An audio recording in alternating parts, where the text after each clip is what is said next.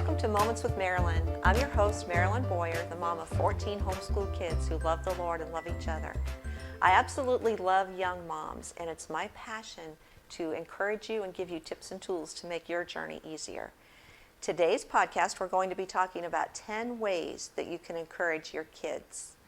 Before we get started, let me remind you, you can access us on YouTube or Facebook or our website or Apple Podcasts, Google Podcasts, wherever you choose to access your podcasts. So I'm really excited about this topic today. You know, our time with our kids is so short. And I know there are some of you young moms out there thinking, tell me about it. I don't feel that way at all. And I didn't used to. I remember when I had 4 little ones, my kids were about 18 months apart. So by the time I had a 5-year-old, I had 3 more children. And I felt overwhelmed. You know, I had to do all the laundry, the cleaning, the cooking, watching the children. And you just feel like that's going to be your life forever. Your kids are always going to be little, and you kind of can't see that time's going quickly. But believe me, it does. Now, let me just say, as your kids get older and you can assign chores and teach them to help you and relieve some of the burden, things do get easier. That was the hardest stage for me with 4 little ones. And yet, looking back, it has its sweet moments. So if you are there right now, just embrace that season that you're in and love on those kids. And, you know, sometimes the housework has to get put on back burner, and that's okay. You know, your time with your kids goes quickly. You can't get that time back.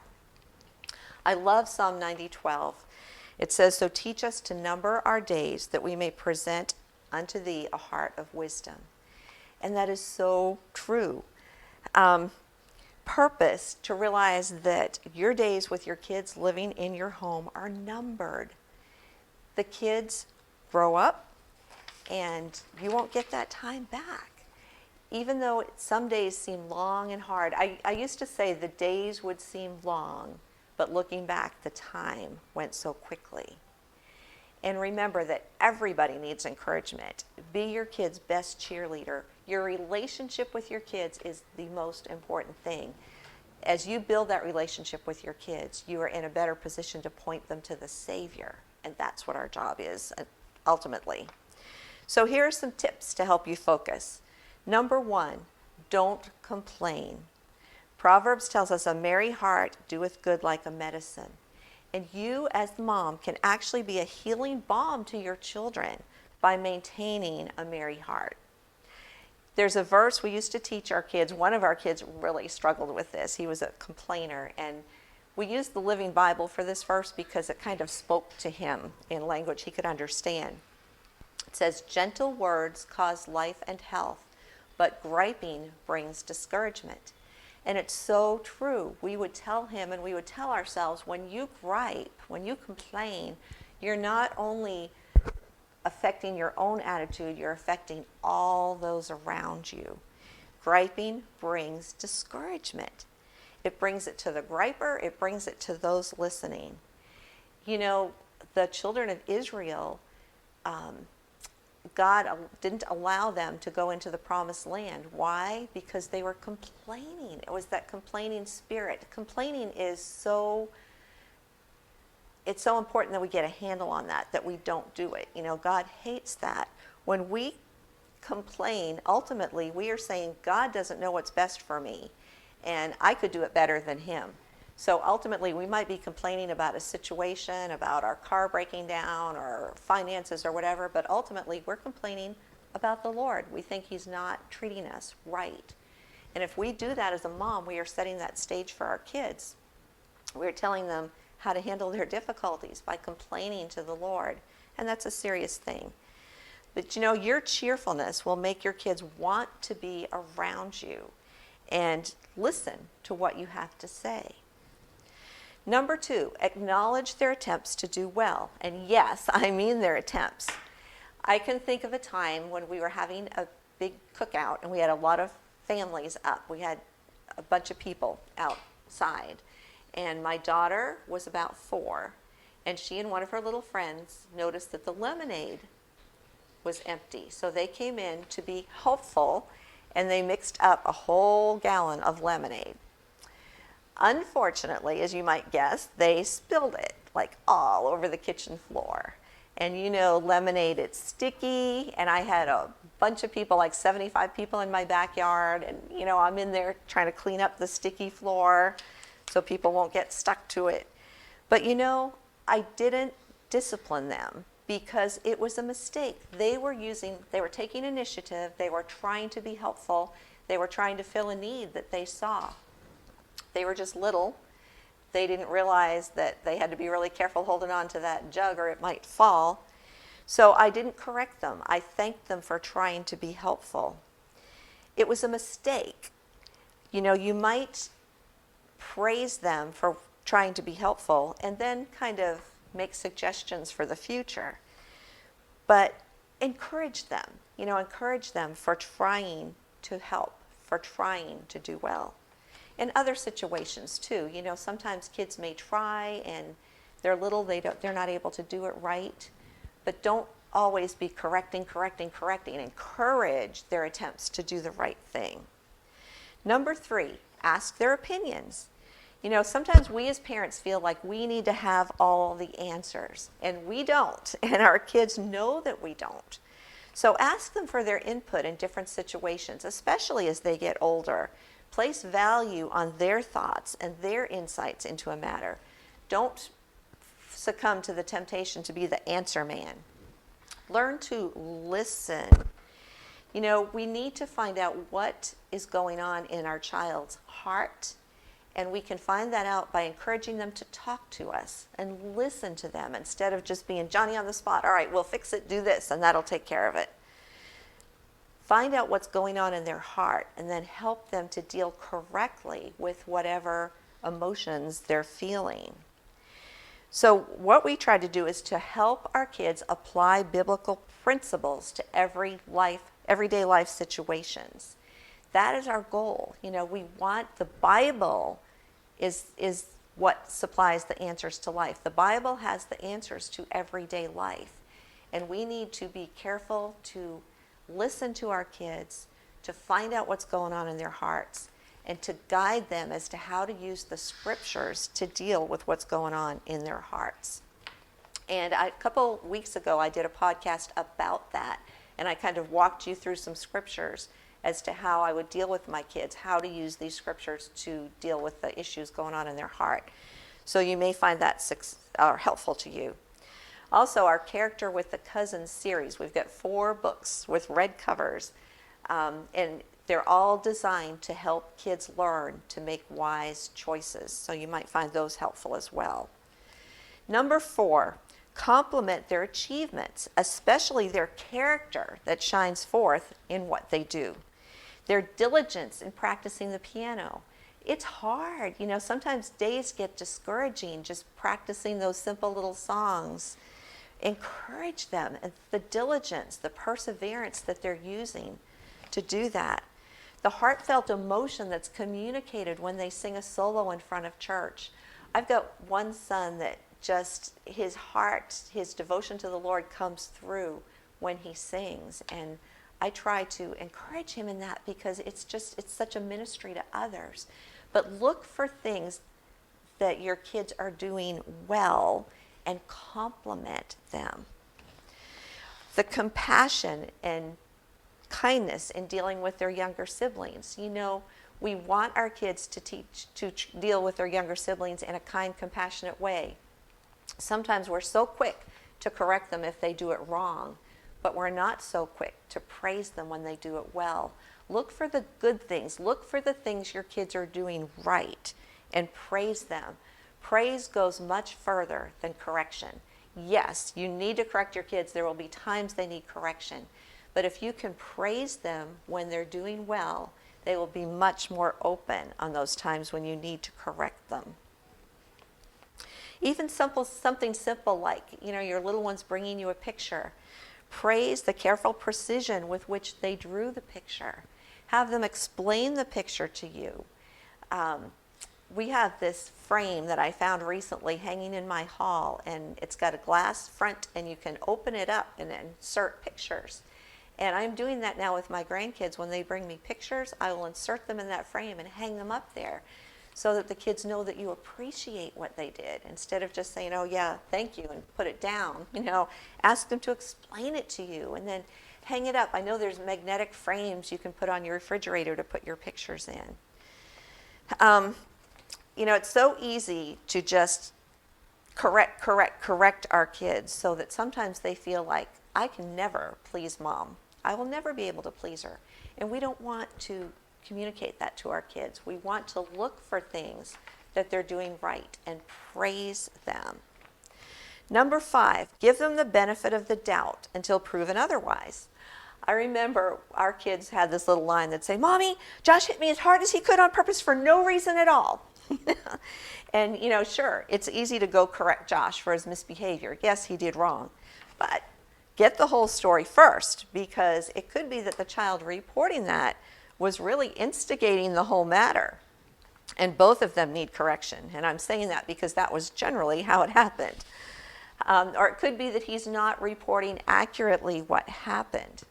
So try to get all your facts before you correct kids for misunderstanding. And if I couldn't straighten the story out, I just let it go. And don't be afraid to do that, because the offending party is going to offend again before too long. I think of one of my children was born just loving to get reactions out of others. When he was about 18 months, he stood on the side of his brother's wading pool, quietly letting all the water drain out. And his brother was like screaming his head off, Mom, he's letting all the water out of the pool. And the instigator just had this little smile on his face. That's the reaction he wanted to get. He loves getting reactions out of people. Even to this day, he kind of enjoys that. But, don't be so quick to think that you know what's going on in a situation. But also, don't assume the worst of your kids. Assume the best in them. The world is not their friend. So we need to learn to build our kids up, not tear them down. And as I say, if somebody's constantly needing correction, they'll offend again. You'll get it clear in the near future where you can correct well. Number 6, don't jump to conclusions, which I know is easier said than done. So many are the frustrations of teaching kids to do right, that you see a problem and it's easy to assume that they did something on purpose, when it might be just pure childishness, or maybe just something you failed to teach them. So let me give you an example of both of those. Childishness. We assume that kids think like adults. They don't. They're children, and they think differently. Let me give you an example from our family. We bought our present home years ago when our third son was about 4 years old. We bought it fire damaged, and it was a mess. We had to tear out burned up sheetrock and insulation and baseboard. So we brought our kids with us. We were doing demolition in the house, to tear these things out so that we could put new in. Well, our 4-year-old son saw us, and he picked up a crowbar and he went into our bedroom. And we walked in there, and he was going around the room just chopping this nice chair rail, which we had intended to keep. It was really pretty chair rail. And he was chopping it and putting little dings in it. And he had gotten pretty far before we caught him. But you know what? He was trying to help. He saw the rest of us tearing up the house, and he wanted to help. So he was doing his part. So we did not correct him for that. As a matter of fact, we still have that chair rail. We went around, and my husband filled up the little dings with putty, and we painted over it. But that was pure childishness. He wasn't trying to be disobedient. He was trying to help. Another example from one of my other sons, he was going on an estimate with my husband. My husband used to love to take the kids with him on estimates. But this one time, he kind of got distracted. He was talking to a farmer about some horse equipment in his shed, and it got kind of long. My son was waiting in the car for him. He was right there. He was very nearby. But my son got tired of waiting, so he picked up a screwdriver that was laying on the floor, and he just started chopping holes in the dashboard. Now, when my husband saw that, he could have gotten angry. He could have corrected him for doing that. But he said, you know what? It's my fault, because I took too long talking to this man, and he got bored. He was just a little kid. And he picked up the screwdriver. He was a very hands-on, he loved tools kind of kid. and he started making holes in the dashboard. Now, thankfully, that was an old car at the time, so we just lived with it with a few holes poked in the dashboard. But that was a perfect example of childishness. He was not trying to be bad. He was not trying to do something mean. It was pure childishness. Another example of failing to teach them something. My husband took the boys once, and he was meeting a contractor.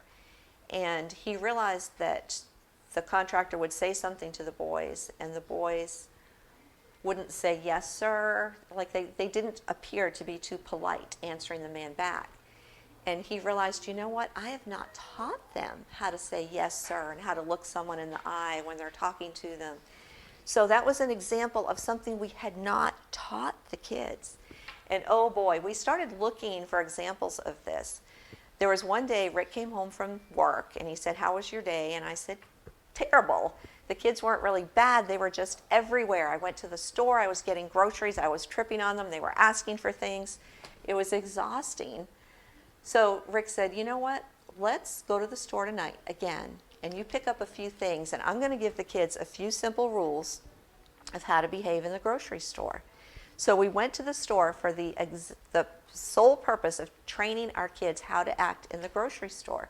We realized we have never told them what we wanted them to do. I would say, don't do that, don't do that, don't do that, don't do that either. But we never said, do this. This is what we expect you to do in the store. This is how we expect you to act. So on the way, we gave the kids a few simple rules. Walk behind mommy. Don't touch things on the shelves. Don't ask, if you want to ask mommy to get a specific food, you ask before you get in the store. Because in the store they'll put all these enticing things at the kids' levels, and they'll be asking, mommy, can I have that? Can we have that? Can you get that? So we said, ask mommy before you go to the store if you want to make a request. For the littlest one, like hold on to the cart and walk next to mommy, just a few simple rules. And it kind of broke our heart that we hadn't trained our kids how to act. We were just parenting by reaction, saying, don't do that, don't do that, don't do that. And it worked so well. The next time I went to the grocery store, I had people saying, how do you get all those children to be so obedient? They're acting so well. And we thought, wow, this is really working. So we started using it in other situations. Before we go to the restaurant, we would explain to the kids, when the waitress gives you your water, say thank you. And we'd practice that in the car on the way there.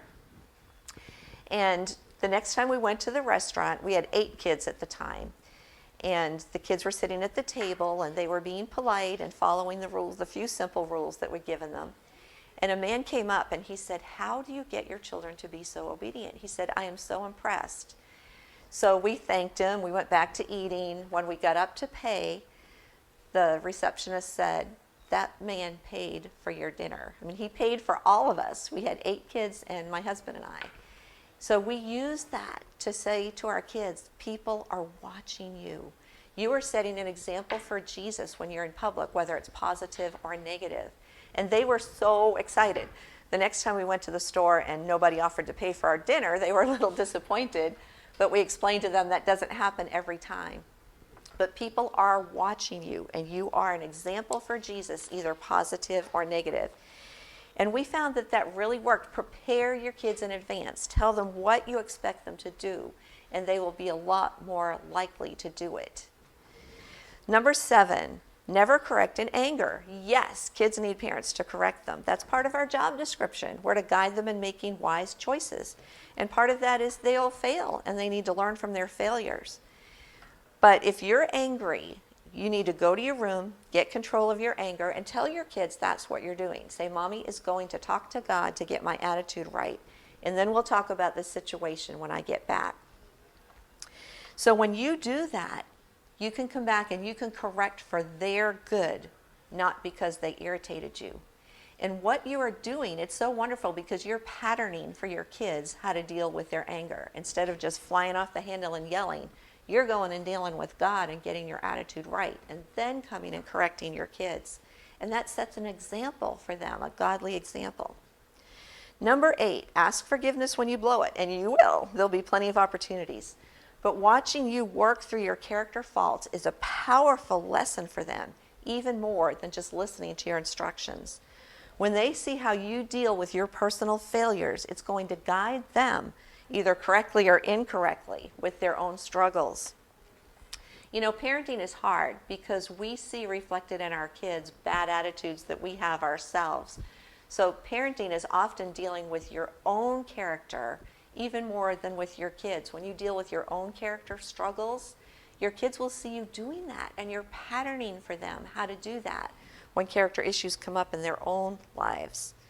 When tough times come, where's your trust? Is it in material things, external things? You're setting the example for your kiddos. Number 9, verbalize that you love them. We just expect our kids to know that we love them. After all, we're sacrificing for them. You know, honestly, kids cannot appreciate what we do for them when they're little. When they're older, and sometimes even only when they're parents, will they appreciate what you did for them when they're little. You're not living to get your kids to appreciate what you're doing. You shouldn't be living for getting your kids' appreciation. You are living to please the Lord. You're doing what you're doing for the Lord, not for your kids' acceptance or their appreciation or their respect. You're doing what you're doing for the Lord. Remember that your kids are different. You know, some want hugs, some want your attention. They want you to sit and read to them. Others want to have you watch them play games. You know, when you do those things with them, the ways that they express love to you, you're verbalizing in a tangible way that you love them. Number 10, make time for what's important to them, whether it's time to listen to them. Sometimes they want to tell you these long stories and you're like, okay, I've got all this stuff to do. I can't listen to all this. But take the time to listen. Take the time to go watch the ants on the front porch. I had one little boy that used to ask for crackers, and he'd crush them up, and he'd watch the ants come and carry off the crumbs, and he was fascinated by that, and he'd want mom to go watch the ants with him. Or read to them something that you are not interested in at all. I had one son that loved field guides before he could read, and he wanted me to read all that kind of boring information in field guides. But you know, when you're reading something that they're interested in, and they kind of know it might not be your interest, that's saying, I love you in a big way. You know, when you're reading about hunting white-tailed deer and you have no interest in doing that yourself, you're saying, I love you to that son that you're reading to. Or helping them to gather supplies for a project they're attempting, or just playing dollhouse or a board game with them. You know, whatever speaks to them, whatever they want to do. Spending quality time is not dragging your kids along to do something that you want to do and say, okay, I'm spending time with you. It's putting aside your wants and doing something that means a lot to them. And just as in closing, number 11, encourage them to try things. Failure is just the stepping stone to success. It's okay to fail. You know, when your kids fail, say, what did you learn from that? You know, what do you think we could do differently next time? Life is full of failures. Failure is the stepping stone to success. My husband right now is recording a book about Thomas Edison, and he tried, I think it was 7,000 different things before he found the filament for the light bulb. And one of his assistants said to you, aren't you discouraged? He said, no, I found 7,000 things that won't work. And he pursued on, and he found what did work. You know, encourage your kids with their failures, not to feel like they've blown it, that they've done something wrong, but they can learn from it. It's a life lesson from God. This week, we have for you a bookmark. You'll find a link at the end of the podcast, and on the bookmark, we have listed those 10 things to help you remember. Maybe you can stick it in your Bible and pull it out to remember the 10 things that I just told you. Don't jump to conclusions or never correct in anger. And that will help you with that. I hope you've enjoyed this podcast. Remember, any time that you spend teaching your kids scripture is never wasted. And if you need help teaching your kids character, we have character curriculum from preschool through high school on our website, which is characterconcepts.com. Thanks so much for joining us today. See you next week.